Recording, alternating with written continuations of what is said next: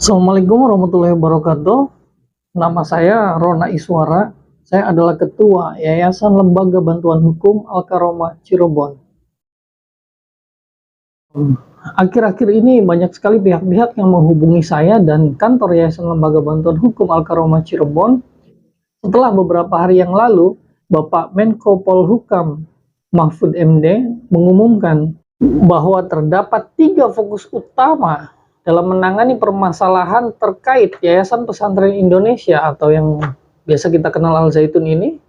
Yang pertama adalah permasalahan pidana, yang kedua adalah permasalahan administrasi, dan yang ketiga adalah permasalahan keamanan sosial. Saya di sini tidak akan membicarakan mengenai permasalahan pidana dan permasalahan keamanan sosial, tapi saya akan memberikan masukan mengenai permasalahan administratif. Yayasan Pesantren Indonesia ini didirikan berdasarkan Akta Nomor 61 tahun 1994, tepatnya pada tanggal 25 Januari. Pendirinya adalah 2 orang, yaitu Haji Sarwani dan Haji Imam Supriyanto. Kedudukan Yayasan Pesantren Indonesia ini adalah di Kabupaten Subang, jadi bukan di Kabupaten Indramayu. Di sini tertulis bahwa harta kekayaannya hanyalah Rp100.000. Lalu bagaimana mereka bisa membeli tanah 1.200 hektar? Pada pasal 3 tertulis azas, maksud, dan tujuan. Dengan berlandaskan Pancasila sebagai asas tunggal dan Undang-Undang Dasar 1945 sebagai dasar negara, yayasan ini mempunyai maksud dan tujuan untuk ikut mencerdaskan umat bangsa. Hanya itu. Kemudian kegiatan usahanya ada di pasal 4. Untuk mencapai maksud dan tujuannya, yayasan akan melakukan berbagai usaha yang tidak bertentangan dengan hukum dan atau yang diizinkan oleh yang berwajib atau berwenang. Antara lain, 1. Mendirikan pondok-pondok pesantren. Yang kedua adalah segala sesuatu itu dalam arti kata yang seluas-luasnya. Jadi jelas bahwa Yayasan Pesantren Indonesia ini didirikan hanya dengan satu tujuan, yaitu mendirikan pondok pesantren. Beberapa tahun setelahnya, pada tahun 2001 muncul Undang-Undang Yayasan. Kemudian pada tahun 2004 juga muncul perubahan atas Undang-Undang Yayasan 2001 tadi. Maka pada tahun 2005 dibuatlah Akta Perubahan Yayasan Pesantren Indonesia untuk menyesuaikan diri terhadap Undang-Undang Yayasan 2001 dan 2004 tadi. Disitulah nama Panji Gumilang masuk. Akta Perubahan Yayasan Pesantren Indonesia nomor 10 tanggal 9 September 2005. Pada Akta nomor 10 tahun 2005 ini terdapat beberapa poin. Yang pertama adalah memindahkan kedudukan dari Kabupaten Subang ke Kabupaten Indramayu. Maka mulai 2005 barulah Yayasan Pesantren Indonesia berada di Kabupaten Indramayu. Kemudian yang kedua, menonaktifkan Haji Sarwani. Artinya pendirinya tinggal 1 orang saat ini. Kemudian pada poin berikutnya, menentukan kembali pendiri, yaitu Panji Gumilang dan kawan-kawan. Jadi, Panji Gumilang itu baru bergabung ke dalam Yayasan Pesantren Indonesia pada tahun 2005 berdasarkan Akta nomor 10. Di Akta nomor 10 tahun 2005 ini, harta kekayaannya disebutkan sejumlah 20 juta rupiah. Lagi-lagi dari mana mereka bisa beli tanah sebanyak itu? Maksud dan tujuan pada pasal 2. Yayasan mempunyai maksud dan tujuan di bidang keagamaan. Sudah, hanya 1. Kegiatan pada pasal 3. Untuk mencapai maksud dan tujuan tersebut di atas, yayasan menjalankan kegiatan sebagai berikut. Yang pertama, mendirikan pondok-pondok pesantren dalam kurung ma'had Al Zaitun dengan berbagai tingkatannya. Baru disinilah nama Al Zaitun muncul. Jadi nama Al Zaitun baru tertulis pada Akta nomor 10 tahun 2005. Maka siapa pemilik hak cipta atas nama Al Zaitun atau brand Al Zaitun ini? Tentu saja Imam Supriyanto. Panji Gumilang dan kawan-kawan diangkat oleh Imam Supriyanto, dimasukkan ke dalam Akta Perubahan nomor 10 tahun 2005 ini. Terdapat 3 organ yayasan, yaitu pembina, pengawas, dan pengurus. Pembinanya dipimpin oleh Panji Gumilang sebagai ketua pembina, pengurusnya dipimpin oleh Imam Prawoto sebagai ketua pengurus. Saya tidak tahu kalau Imam Prawoto itu anaknya Panji Gumilang. Kemudian pada pasal 14 disebutkan bahwa masa jabatan pengurus hanya berlaku selama 5 tahun, kemudian dapat diperpanjang. Artinya, Akta 2005 ini berakhir pada tahun 2010 untuk masa kepengurusannya. Pada tanggal 2 Januari, hari Minggu, tanggal 2 Januari tahun 2011, dibuatlah risalah rapat Yayasan Pesantren Indonesia yang pada intinya terdapat 3 poin. Yang pertama adalah menerima pengunduran diri Imam Supriyanto. Yang kedua, menetapkan kembali jajaran pengurus. Yang ketiga, menyesuaikan nama-nama, bla bla bla bla bla. Saya tidak bisa membacakan semuanya. Di sini terdapat tanda tangan Imam Supriyanto.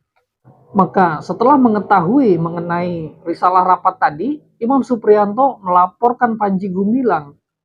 Kemudian muncul putusan pidana nomor 422 Pengadilan Negeri Indramayu tahun 2011 yang mengadili Panji Gumilang, menyatakan terdakwa Abdussalam Panji Gumilang terbukti secara sah dan meyakinkan bersalah melakukan tindak pidana turut serta menyuruh memasukkan keterangan palsu dalam suatu akta otentik, menjatuhkan pidana kepada terdakwa dengan pidana penjara selama 10 bulan. Demikianlah diputus oleh majelis hakim pada hari Kamis tanggal 10 Mei 2012. Maka mereka mengajukan banding dengan putusan nomor 288 tahun 2012 Pengadilan Tinggi Bandung yang mengadili juga menyatakan terdakwa Abdussalam Panji Gumilang telah terbukti secara sah dan meyakinkan telah melakukan tindak pidana tersebut tadi. Demikianlah diputus oleh Majelis Hakim Pengadilan Tinggi pada hari Senin 5 November 2012. Masih belum puas juga, mereka mengajukan kasasi ke Mahkamah Agung dengan putusan Mahkamah Agung nomor 655 tahun 2013 yang mengadili juga menyatakan bahwa Panji Gumilang telah terbukti secara sah dan meyakinkan melakukan tindak pidana tadi, menjatuhkan pidana kepada terdakwa dengan pidana penjara selama 10 bulan. Demikianlah diputus dalam rapat permusyawaratan Mahkamah Agung pada hari Kamis 18 September 2014. Ingat, 18 September tahun 2014. Ini mulai menarik ketika pihak Imam Supriyanto mengajukan gugatan di Pengadilan Negeri Indramayu dengan gugatan perdata untuk membatalkan Akta Yayasan Pesantren Indonesia nomor 6 tahun 2011 yang hasil pemalsuan tadi, sementara proses persidangan pidana tadi berakhir pada September 2014. Muncul putusan PN Indramayu nomor 32 tahun 2013 di mana Imam Supriyanto ingin membatalkan Akta nomor 6 tahun 2011 tadi. Namun diputus pada hari Rabu tanggal 2 April tahun 2014 yang mana gugatannya ditolak. Maka Akta Yayasan Pesantren Indonesia tahun 2011 tadi, yang hasil pemalsuan tadi tetap dinyatakan sah dan berlaku. Padahal kenapa putusan perdata ini ditolak? Tentu saja karena perkara pidananya masih berjalan, belum diputus oleh majelis hakim di pengadilan pidana. Karena diputusnya baru pada bulan September tahun 2014. Kemudian saya, selaku Ketua Yayasan Lembaga Bantuan Hukum Al-Karamah Cirebon, baru mulai menangani perkara melawan Al Zaitun ini pada tahun 2021. Saat itu saya adalah kuasa hukum masyarakat yang menangani sengketa tanah. Kemudian saya baru menemukan permasalahan-permasalahan seperti ini yang akhirnya merujuk kepada objek-objek tanah yang lain yang sangat luas. Yang menarik adalah pada bulan Oktober tahun 2022 di dalam persidangan Pengadilan Negeri Indramayu, pihak YPI Al Zaitun ini menyerahkan alat bukti kepada majelis hakim berupa akta Yayasan Pesantren Indonesia nomor 6 tahun 2011. Jadi ternyata sampai tahun 2022 dan saat ini 2023, akta tersebut masih digunakan. Padahal menurut Undang-Undang Yayasan, masa berlaku kepengurusannya hanya 5 tahun. Menurut ADART di dalam akta tersebut juga sama, masa kepengurusannya berakhir 5 tahun. Tapi kenapa akta 2011 sampai 2023, 11 sampai 12 tahun, masih digunakan? Apakah kepengurusannya masih berlaku? Maka apakah ketua pengurusnya bisa memberikan kuasa kepada seorang kuasa hukum untuk hadir di persidangan atau melakukan tindakan-tindakan lain di luar persidangan, mewakili badan hukum yayasan? Apakah itu masih dianggap sah atau diperbolehkan oleh pemerintah? Akta perubahan YPI, Yayasan Pesantren Indonesia nomor 6, tanggal 24 Januari tahun 2011.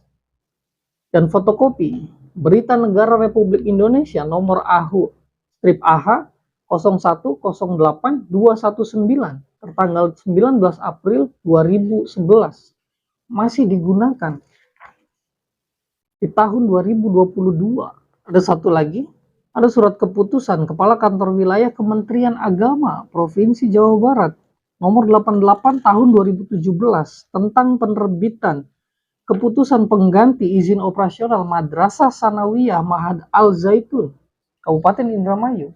Pada lampirannya tertulis nama madrasah, Madrasah Sanawiyah Mahad Al Zaitun, nomor statistik madrasah 1212321200057, alamatnya di Mekarjaya, Kecamatan Gantar.